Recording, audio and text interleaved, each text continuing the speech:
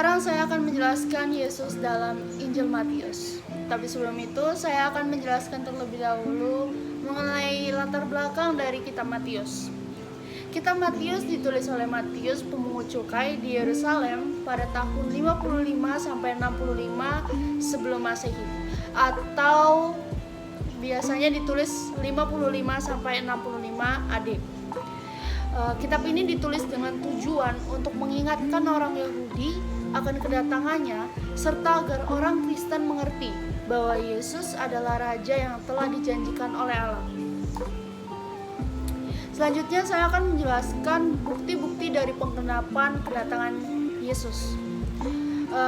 Bukti-bukti ini berawal atau akan terjadi penggenapan ini berawal dari adanya perjanjian antara Allah dan Abraham, di mana hal ini tertulis, perjanjian ini ditulis di Kejadian 17 ayatnya yang ke-6, di mana di situ ditulis bahwa dari keturunan Abraham akan berasal raja-raja dan keturunannya akan menjadi berkat, di mana hal ini nanti akan merujuk kepada Yesus. Nah, kemudian pada Kejadian 49 ayatnya yang ke-8 sampai ayatnya yang ke-12, di situ terjadi pemberkatan terhadap Yehuda.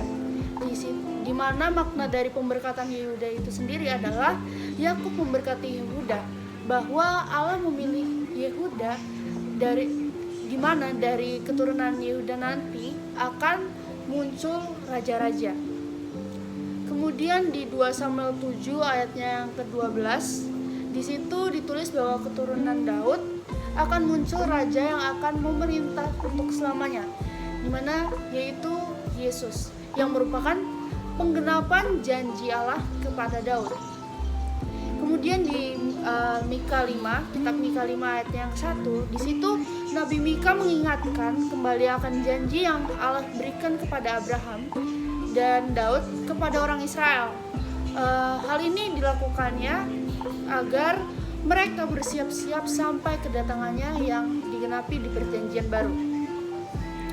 Kemudian di Matius ayatnya yang ke-1 sampai Matius 1 ayat 1 sampai ke-17, di situ terjadi penggenapan, adalah kitab atau Injil yang penggenapan janji Allah itu terjadi, di mana di situ pada kitab itu ditulis silsilah Yesus Kristus, di mana ada 14 keturunan dari Abraham sampai Daud, terus ada 14 keturunan Daud sampai pembuangan ke Babel, dan ada 14 keturunan juga dari pembuangan ke Babel sampai kepada Kristus. Dari sini kita dapat menarik kesimpulan bahwa Yesus Kristus adalah Raja yang dijanjikan oleh Allah. Dari sini juga kita dapat menemukan makna yang Allah hendak nyatakan bagi pribadinya dari kebenaran ini melalui sudut pandang Allah atau grand narrative, yaitu jika kita melihat dari janji Allah yang kemudian digenapi pada perjanjian baru, menunjukkan bahwa segala sesuatu berada dalam kedaulatannya dan Allah selalu menepati janjinya. Sekian presentasi dari saya, terima kasih.